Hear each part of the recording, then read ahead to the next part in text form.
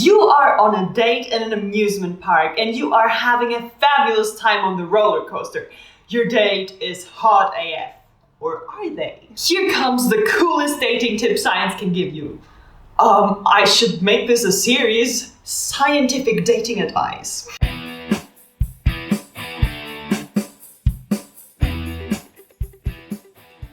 Today we're gonna look into the misattribution of arousal. This is pretty well described by the title of one of the papers you can find below, Love at First Fright, because it is basically exactly that, the misunderstanding of fear-related physiological responses as sexual arousal.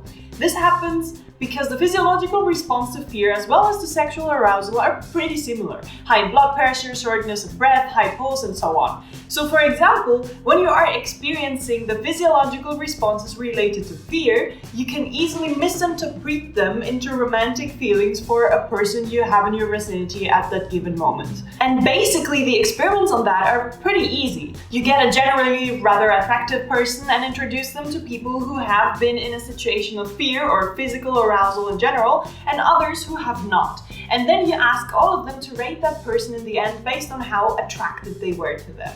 The subjects previously engaging in arousing activities rate the person as more attractive and arousing than people who were not aroused by a fear-inducing or otherwise arousing activity. So the best dating tip ever directly out of science. Ta-da! If you want to get rated as more attractive than you would be otherwise, make sure the other person is afraid. This is actually great first date advice, but let's keep it to a fun, moderate level of fear, okay? Like riding a roller coaster or passing a hanging bridge that is really high or bungee jumping or something. Everyone has their own limits there. This can be the beginning of a series of really horrible dates, so let me be clear here.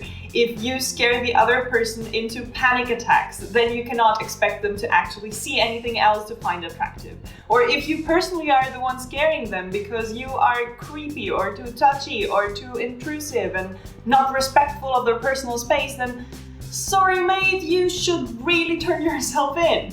But in general, I suggest amusement parks or even just jogging to get your heart pounding on the first date. It works with arousal on so many different levels as well. Musical arousal, so being aroused by music and sports and scary experiences or movies, and of course it works both ways. Both men and women are misinterpreting such arousal. Now, as you can gather from the word misattribution, this is not a real thing. It's not an effect that will stick and it's not something to base a relationship on. This is a mistake your brain makes at that moment in thinking that the arousal has anything to do with the other person in front of you, while it actually is probably pretty much not so.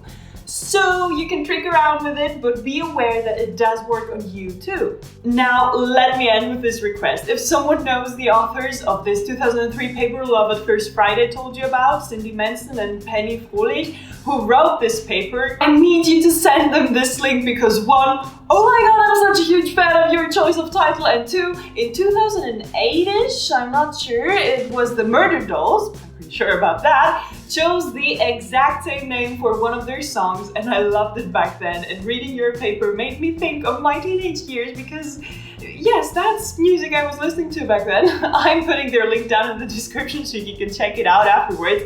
It is gorgeous. Okay, and now to everyone who is not a scientist here, you have no idea how important it is to us to have a really cool, humorous title. Well, not all of us. Scientists have tastes as well, and they might not be mine. Like, duh. And I mean, yes, obviously it is important to be informative and easy to remember and stuff, but you have no idea how much you can geek out over it. Like, finding a good pun or wordplay is just everything. Such a nerd. Okay, there we go. I hope you liked this video and will let me know by hitting all of the buttons you can find below. See you next week with more science around the human body, behavior, and cognition. Oh wait, next week it's the birthday video where I tell you what is special about you June-borns according to science. So subscribe and see you next week.